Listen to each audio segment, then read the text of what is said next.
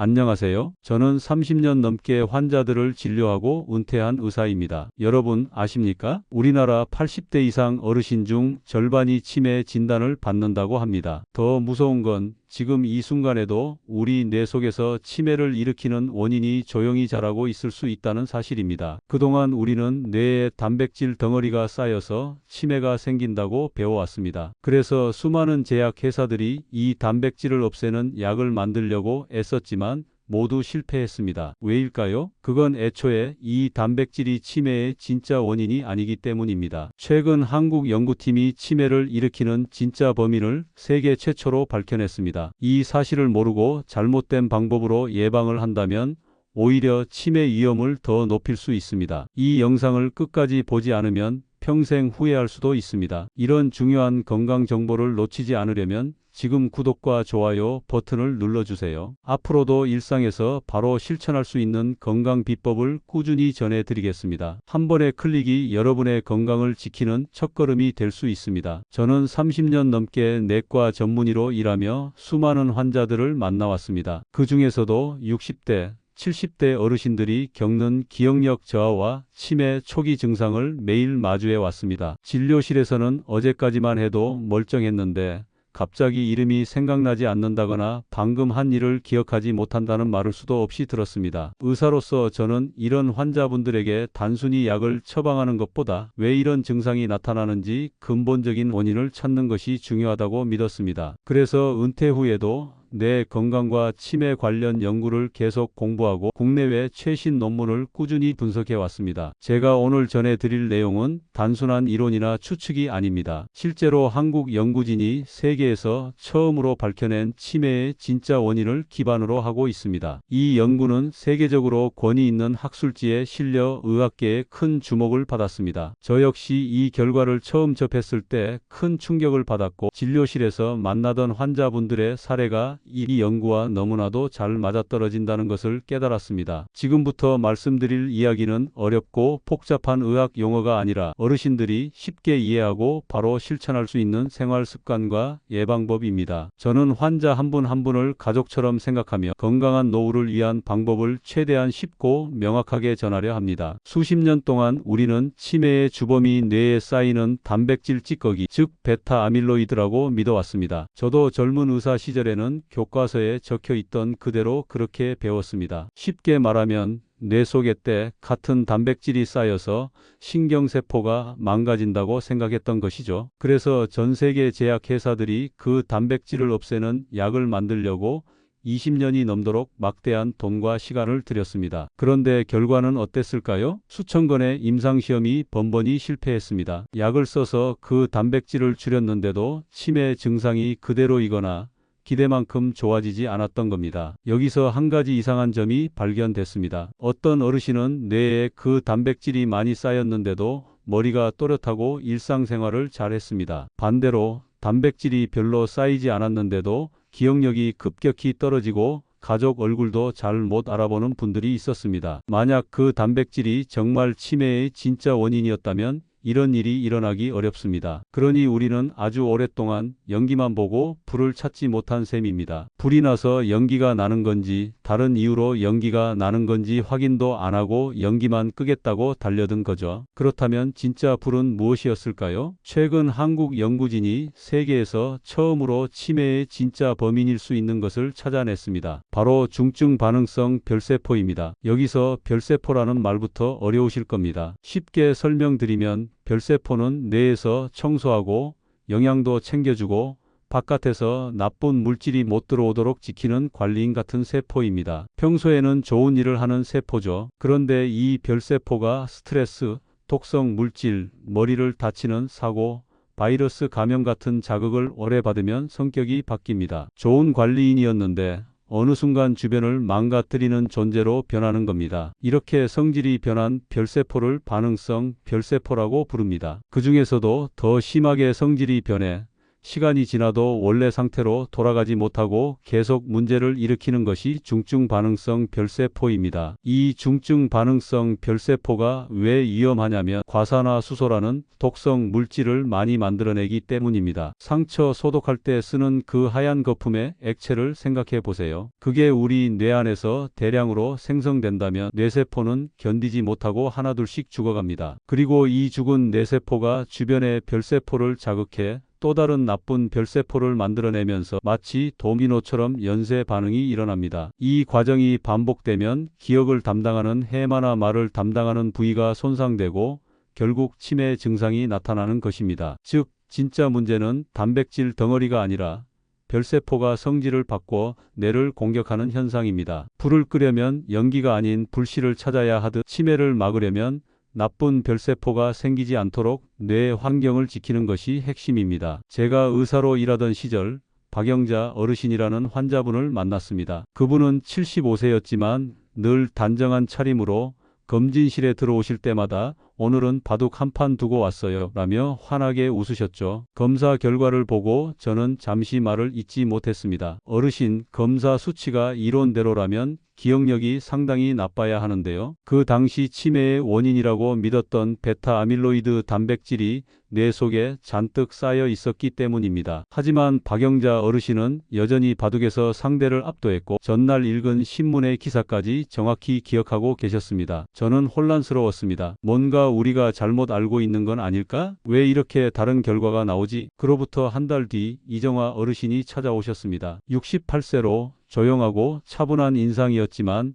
대화 중 문득 멈춰 서서 가족 이름을 떠올리지 못하곤 했습니다. 검사 결과 뇌 속 단백질은 높지 않았습니다. 그러나 그녀는 점점 심각한 기억 장애와 언어 장애를 겪고 있었습니다. 저는 두 환자의 모습을 비교하며 머릿속이 복잡해졌습니다. 어떤 사람은 단백질이 많아도 멀쩡하고 어떤 사람은 적은데도 치매가 진행된다니 대체 무엇이 문제일까? 또 한 명, 69세의 정호순 어르신은 기억력 저하가 너무 급격해 걱정이 많았습니다. 의사 선생님, 저는 며칠 전 대화한 내용조차 기억이 안 나요. 회사 일 때문에 잠도 못 자고 머리가 하얘요. 검사 결과 베타 아밀로이드는 정상 범위였지만 저는 직감했습니다. 오랜 스트레스와 불면증으로 뇌 속 별세포가 이미 나쁜 방향으로 변하고 있다는 것을요. 생활 습관을 조정하고 스트레스 관리법을 알려드린 뒤 몇 달 후 정호순 어르신은 이전보다 훨씬 나아진 모습을 보였습니다. 이 세 분의 사례는 같은 메시지를 전해줍니다. 치매는 단백질 덩어리 하나로 설명할 수 있는 단순한 병이 아닙니다. 우리 뇌 속에서 관리인처럼 일하던 별세포가 어느 날 성질을 바꿔